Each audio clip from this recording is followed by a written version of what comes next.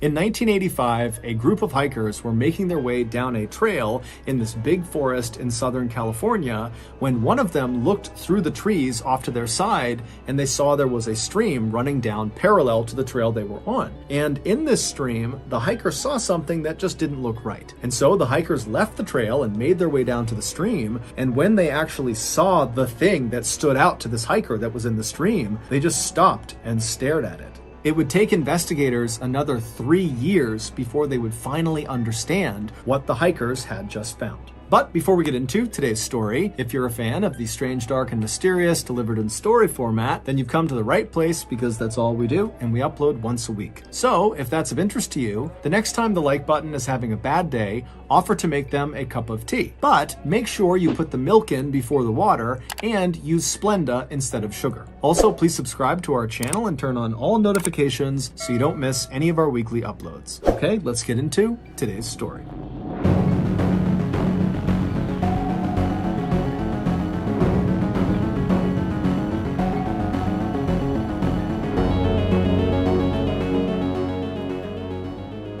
In 1985, 17-year-old Michelle Avila, who just went by the nickname Missy, was a high school junior living in the working-class town of Arleta, California, which is located just north of Los Angeles, California. Despite Missy being very physically small, she was under 5 feet tall and barely weighed 95 pounds, she had a big presence about her, and it made her very popular at her school. Not only was she incredibly beautiful, with boys and girls falling over themselves to try to win her affection, but also Missy was just very kind and gentle and didn't seem to take herself very seriously. But life for Missy was not all perfect. A year earlier, during her sophomore year, a nasty rumor had been spread around Missy's high school that Missy had apparently been sleeping with all of these boys who were in established relationships with girls in the school, and even though this rumor was a total lie, by the time the rumor reached the girlfriends of these boys that Missy had apparently slept with, these girls believed it. And so to get their revenge on Missy, one day after school when she had walked outside, this group of girls ganged up on her and beat her really, really badly.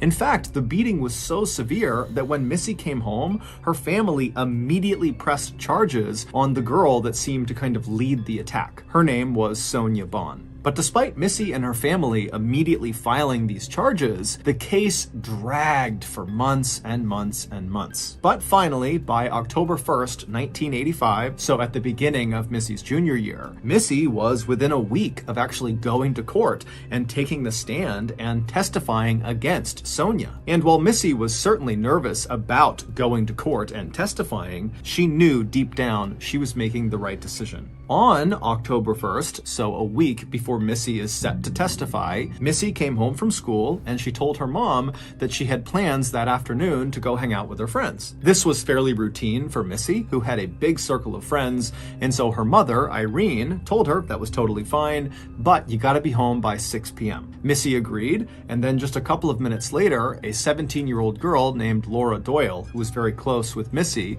she pulled up outside of Missy's house and she honked the horn. And so Missy heard her, she said goodbye to her mom and to her brother, and then she left the house, ran to Laura's car, hopped inside, and the two girls drove off. A few hours later, at 6 p.m., Missy had still not come home yet. However, her mother, Irene, was not that surprised. Missy was not really a troublemaker, but she really liked staying out with her friends, and so it wasn't that uncommon for her to stay out past curfew and then come home and ask for forgiveness, or she would stay out past curfew and then she would call her mother and ask for more time. And shortly after 6 p.m., the phone rang inside of Missy's house. And so Irene, she hears the phone ringing and she's expecting it to be her daughter. And so she walks over, she picks the phone up and says, "Hello?"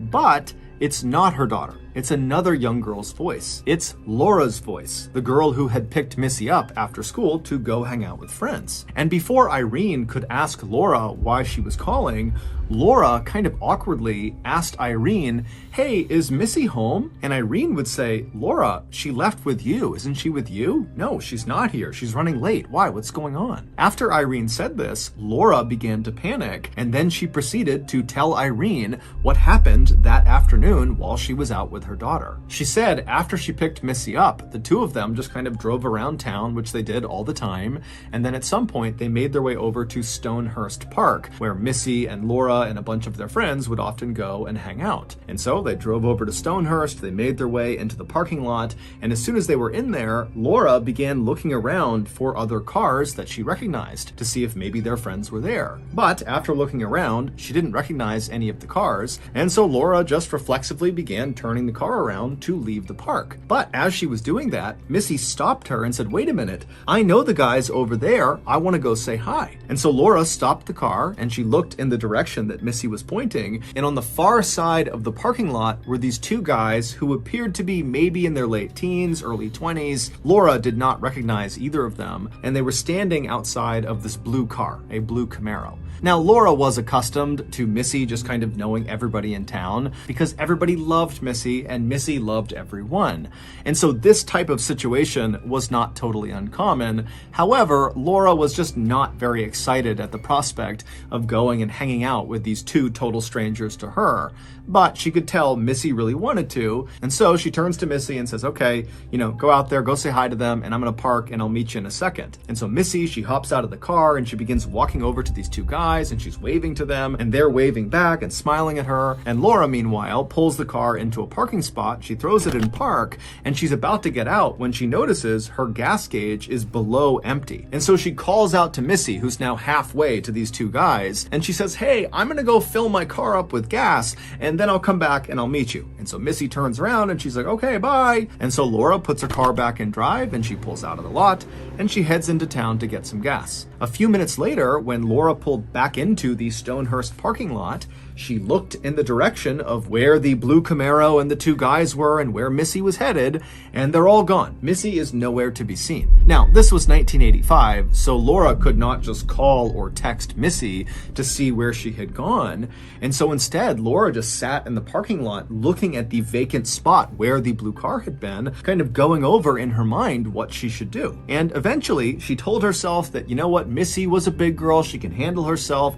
she knew those guys, I'm sure everything is just fine, and those guys will drop her off at her house when she needs to go home. And so even though Laura is telling herself this, she would leave the Stonehurst parking lot and spend a while just kind of driving around town looking for Missy and looking for this blue Camaro and these two guys, and after finding none of them, she would head home. And then right after 6 p.m., Laura picked up the phone and she called Missy's house because she knew Missy's curfew was 6 p.m. and so she should be home by now. But of course, when Missy's mother, Irene, picked up the phone, Laura would learn Missy had not come home. And so Irene and Laura are immediately really worried about Missy, but not to the point where either of them think they should involve the police. Instead, Laura and Irene would spend the next couple of hours after that 6 p.m. phone call calling everybody they could think of that might know where Missy was. And when that yielded no results, Laura and Irene actually met up that night and began going door to door to all of Missy's friends and acquaintances' houses,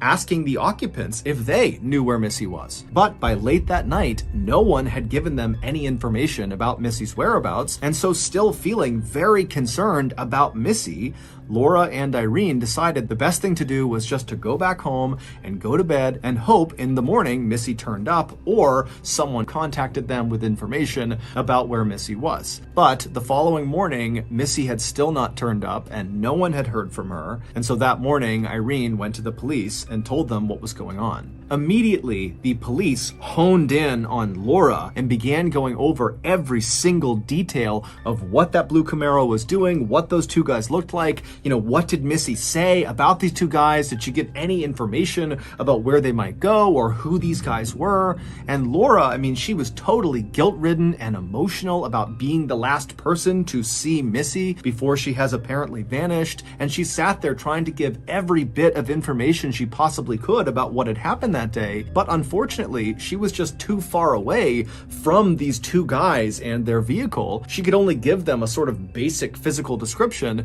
which Laura Laura even admitted was not very accurate because it was really far away, and frankly, she wasn't looking that hard. And so after getting all the information they possibly could from both Laura and Irene, the police launched a very extensive search all over Arleta, California, and the surrounding areas. And while they were doing that, Irene and other members of Missy's family, along with Laura and other close friends of Missy's, began their own search. But after a couple of days, neither the professional search nor the amateur search had turned up any new information about Missy's whereabouts or the whereabouts of those two guys and their blue Camaro. But then on October 4th, just 3 days after Missy went missing, Missy would be found.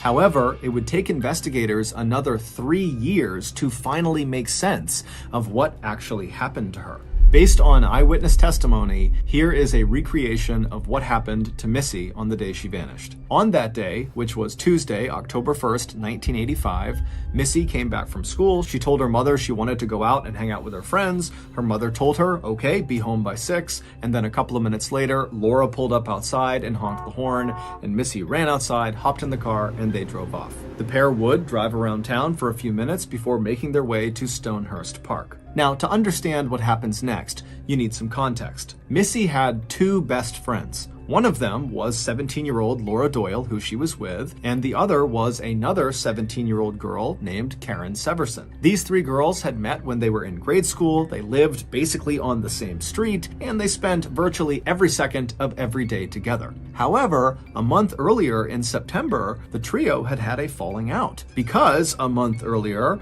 another rumor about Missy sleeping with boys who had girlfriends began circulating around the school, except this time the girlfriends in the rumor were Laura and Karen. Now, of course, Laura and Karen were well aware of the fact that a year earlier, Missy had been accused of something similar, and it had all been a big lie. And so going into this new rumor, Laura and Karen knew that the likelihood of it being real was very slim, but because this rumor directly involved them and their boyfriends, they felt a little concerned. And so Laura and Karen went to Missy and they said, hey, we don't think it's true, but is it true? Did you sleep with our boyfriends? And Missy immediately is like, are you kidding me? No, I didn't sleep with your boyfriends. Did you see what happened last year? It's the same thing. It's a lie. It's just a rumor. I can't believe you would think I would do that to you. And so pretty quickly, this discussion escalated to a full-blown fight between the girls. Or more specifically, it turned into a full-blown fight between Karen and Missy. Because Laura, she was worked up about it, but pretty quickly she was able to calm down.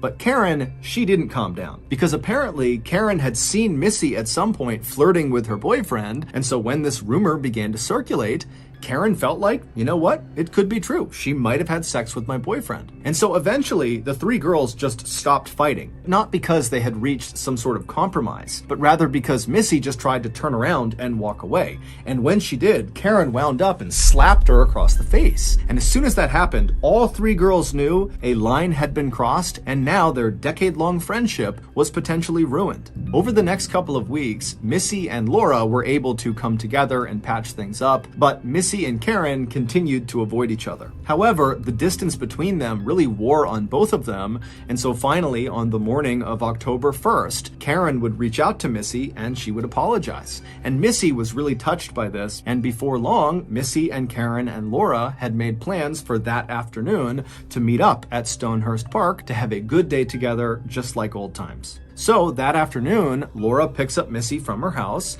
and the two of them drive around for a bit before heading over to Stonehurst Park, where they're planning to meet Karen. But when Laura pulls the car into the parking lot, they look around and Karen is not there. And the blue Camaro and those two guys standing around it on the far side of the parking lot, they weren't there either. Because Laura had made up the blue Camaro and those two guys. They never existed. That was all just a big cover-up for what happens next.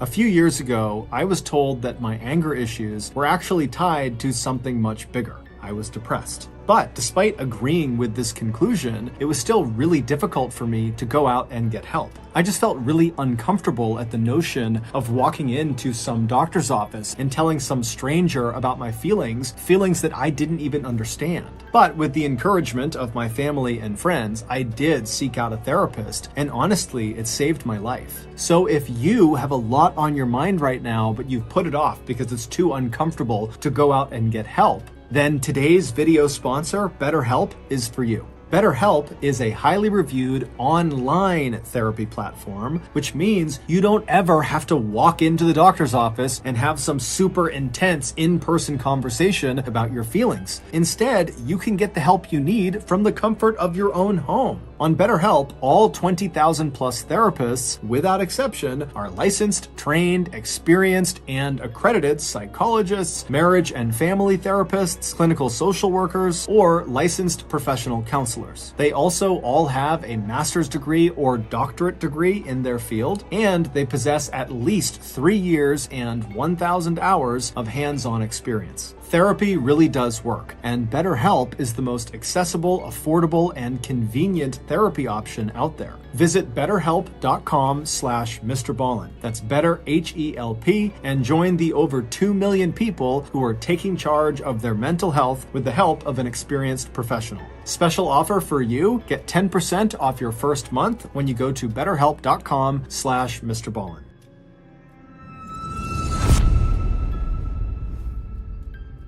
So Laura and Missy, they pull into the parking lot at Stonehurst and they park in a spot and proceed to wait for Karen. And Karen would show up just a couple of minutes later. But when she showed up, all hell broke loose. Karen came flying into the parking lot and came to a screeching stop right up alongside Laura's car. Karen had parked her car so close to Laura's car that Laura literally couldn't open her door without striking Karen's car. And in Karen's car, in the passenger seat, which was closest to Laura's car, was a terrified-looking 17-year-old named Eva Cherambolo, who was friends with all three of the girls, and that day, Karen had apparently asked Eva to come over for dinner, but after picking Eva up, without giving her any explanation, she had flown over to Stonehurst and then came to this screeching stop right next to Laura's car. And so Eva is sitting in the passenger seat looking at Karen and looking over at Laura and Missy, having no idea what's going on, and Karen begins yelling at Eva to roll her window down. And so Eva rolls her window down, and Laura and Missy are looking over in absolute astonishment. And then once the window is down on Eva's side, Karen begins screaming across Eva out the window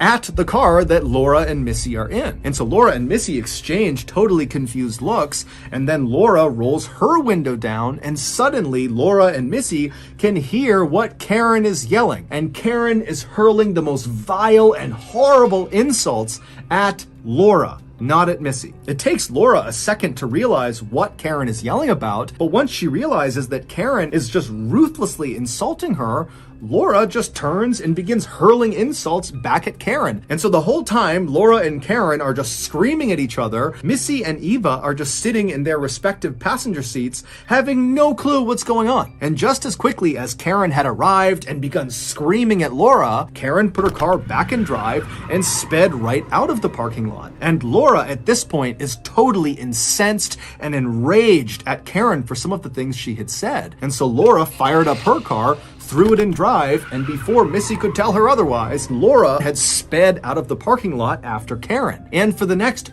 45 minutes, Karen and Laura drove like absolute maniacs north of the city up into the mountains, where the whole time they're driving, Karen is swerving side to side, and she's speeding along these desolate roads, and Laura would speed up and get right on her bumper, like she was experiencing this extreme case of road rage. Now, for the first few minutes of this, both Missy and Eva were desperately trying to get their drivers to calm down and just pull over. Whatever you're fighting about, it's not worth crashing and dying over. But little did Missy or Eva know, there was something much, much bigger going on between Laura and Karen. And so their requests to stop the cars fell on deaf ears. Finally, after this 45-minute white-knuckle insane drive along these mountain roads came to an end when the road they were on kind of funneled them into this dirt parking lot in the middle of this huge forest. And as soon as they reached this parking lot, Karen came to a stop, and Laura narrowly avoided smashing into her and came to a stop right next to her. And as soon as the two cars were stopped, both drivers hopped out and were immediately in each other's faces, shoving each other, screaming at each other, just continuing this awful fight. Eva just stayed in the passenger seat and did nothing. She was just hoping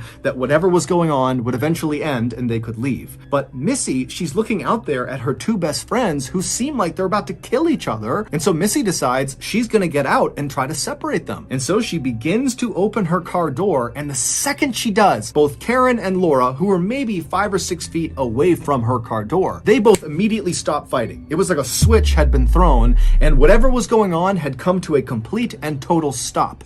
And at the same time they have suddenly stopped fighting, both girls simultaneously turn and look at Missy. And before Missy could say or do anything, Karen and Laura ran over and positioned themselves right outside of Missy's door. So Missy could no longer shut the door, and Missy could not get out of the car. She was totally trapped. And as soon as Karen was in position right outside of the car, Karen kind of got down and got right in Missy's face, and with a very menacing and hissing voice, she looks at Missy and says, "You know, this whole thing was a joke. Me and Laura, we weren't actually fighting. We're not mad at each other, but we are mad at someone.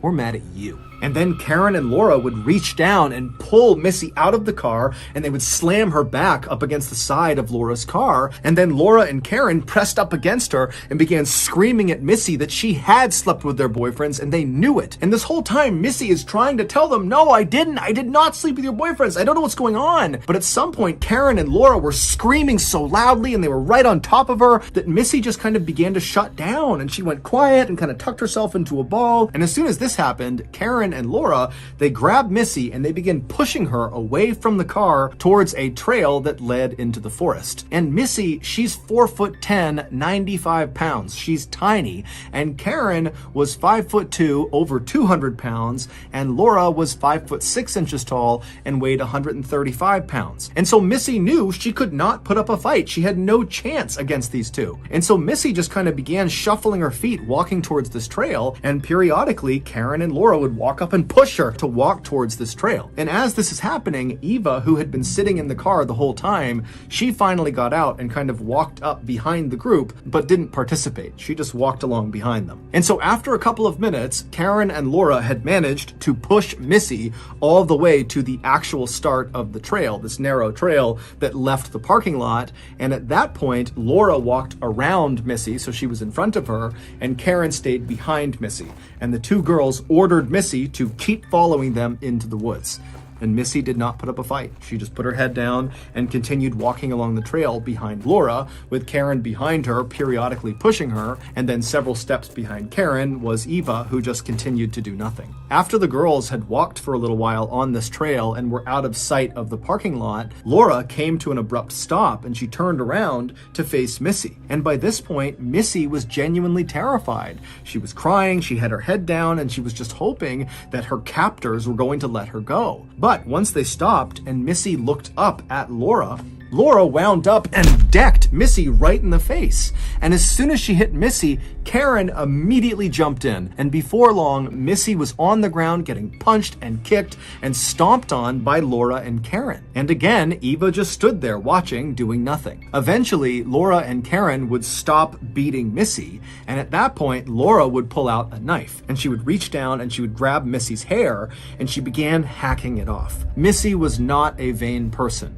but she loved her hair. It had to be perfect anywhere she went. It was her prized possession, and Laura and Karen knew it. And so Laura, she begins hacking off the hair with her knife, and Karen, who wanted to get involved but didn't have a knife, just began grabbing Missy's hair and ripping it out with her fists. Finally, after much of Missy's hair had been hacked off of her head, Laura and Karen stopped and just stood up and looked down at Missy, who was now in the fetal position just crying to herself. But Laura and Karen were not done. At this point, they got out restraints and they tied Missy's hands behind her back and they gagged her mouth. And again, Eva did nothing. Once Missy was completely restrained, Laura got up and began walking towards a nearby stream that was about 10 feet away from them down a hill. And so Laura gets down to the stream, she wades in about halfway where the water comes up about 8 inches on her leg, and then she turns around and she looks up the hill at Missy and Karen and Eva, who's off to the side. And Laura, while staring directly at Missy, she reaches down and begins running her fingers through the water and says to Missy, "Why don't you come down and get in the water with me?" When Missy didn't move, Karen, who was standing next to her, hauled her up and then pushed her down the hill. And Missy doesn't have the ability to brace her fall because her hands are bound, and so she slams down on her face and she rolls down to the edge of the water, and there she stops. And before Missy can get up, Karen and Laura had descended on her, they'd grabbed her by the shoulders, and they began dragging her out into the water. And so Eva, who's watching this happen, again does nothing and just turns around and begins running down the trail back towards the cars. When she gets to the cars, she discovers they are both locked, so she can't go anywhere, and she was too far away from anywhere to walk, and so her only choice was just to go back down the trail to where her friends were. And so Eva goes back to this trail and she begins walking in the direction of the stream, and as she's walking, before she can see any of the girls, she hears a terrifying, blood-curdling scream coming from somewhere deep in the forest. And Eva was so terrified that she stopped where she was, she turned around, and she ran back to the cars. Eva would sit down on the ground between the two cars, and she would begin to rock back and forth. After nearly an hour of doing that, Karen and Laura suddenly emerged from the trailhead, soaking wet and laughing. Missy was not with them. After Ava had turned around and run away from the stream to go back to the cars the first time, Laura and Karen had grabbed Missy, dragged her into the water, and laid her on her stomach in the 8 inches of water. And so Missy is trying desperately to keep her head out of the water, but Laura comes around and grabs her legs and presses them into the water, and then Karen comes around and grabs the back of Missy's head and forces her head down into the water. Missy would start fighting for her life, trying to wriggle her way out of the water, and at some point she would manage to get out from under their grasp, and as soon as her head cleared the water, she took in a big breath and then let out that piercing, horrifying scream that Ava heard as she was walking back down the trail, which scared her and caused her to run away again. And after Missy let out that primal scream, Karen readjusted her grip and pressed her head back into the water. Missy would continue to squirm and fight against Karen and Laura, and periodically she'd get her head up out of the water just enough to get a little gulp of air, and then she'd choke down a bunch of water and have her head pushed down into the water again. Until finally, Missy's strength just started to ebb. And when Karen and Laura sensed that Missy was on the verge of death and she was very weak, they seized the opportunity and they leapt off of her just long enough to run over to the side of the stream where there was this big, heavy log, which investigators would later determine weighed over 100 pounds. So it weighed more than Missy, and Karen and Laura, they'd pick this log up, they'd walk back into the stream, and they dropped the log directly on the back of Missy's head, forcing it down into the water permanently. A few minutes after drowning Missy in the stream, Karen and Laura walked out of the trail, they got into their cars, Eva climbed into Laura's car, and the girls just left the parking lot and drove back home, leaving Missy in the woods. 3 days later, a group of hikers were in that forest near where Missy had been killed, and they spotted her body in the stream. When police arrived, they found cigarette butts, a beer bottle, and men's overalls lying out near where Missy was found. These items were there entirely coincidentally. They had nothing to do with what happened to Missy, but they somehow made the lie about Missy being with those two guys in their Camaro before she vanished seem more believable. Mostly because when Laura described these two guys to police, she kind of made it seem like they were bad boys or troublemakers, like the type of guys who would go off into the woods and smoke and drink for fun. And so the police just continued to chase down this two guys and a blue Camaro lead until the murder case went cold. But 3 years after Missy was murdered, Eva, who had been threatened by Karen and Laura never to say a word about what she knew, finally came forward to police and told them that Karen and Laura had killed Missy.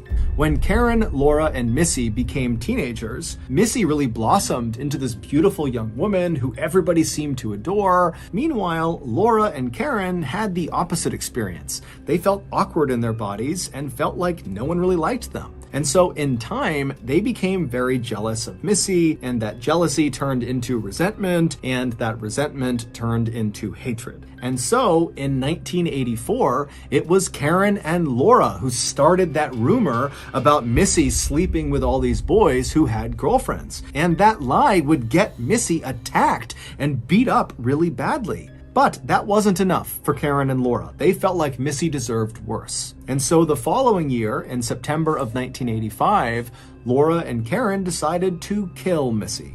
Their plan began with spreading another rumor about Missy, about how she was sleeping around with boys with girlfriends, except this time the girlfriends in this rumor would be Laura and Karen. They did this knowing this rumor would start a fight between the three of them, and they knew that Missy just would not be able to be mad at her friends. She would want to make up with them. And so Karen and Laura, they start this rumor. It does cause a big blowout fight between the three of them. But then after this fight, Laura very intentionally makes up with Missy and kind of says, hey, let's make things right again. And so she pretends to be friends with Missy. And then a couple of weeks later, on the morning of October 1st, Karen would contact Missy. She would tell her how sorry she was. And she asked her, hey, do you want to get together today, all three of us, just like old times? And Missy fell right into their trap because she was so excited at the prospect of getting to spend time with her two best friends who she really did love.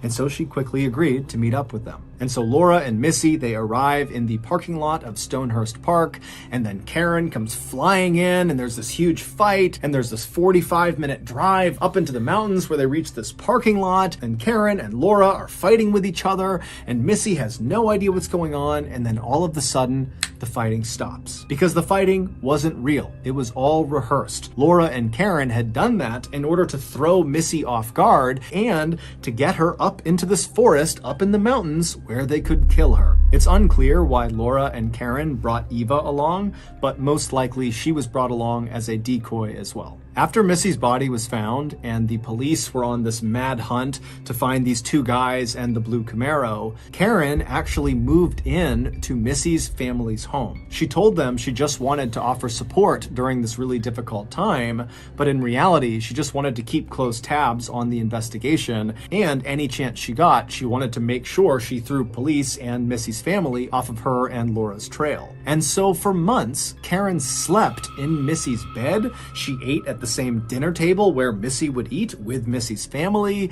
and Karen would spend hours out in the car with Missy's mother, Irene, and other members of Missy's family driving around looking for clues about where Missy could have gone or who really was responsible for Missy's death. When the truth finally came out 3 years later that Karen and Laura had been the ones who killed Missy, Missy's family could not believe that their daughter's killer was literally living with them the whole time. Ultimately, Laura and Karen would be found guilty of killing Missy, and they would each be sentenced to 15 years to life in prison. Karen Severson was paroled in December of 2011, and Laura Doyle was paroled a year later in December of 2012. So that's going to do it. If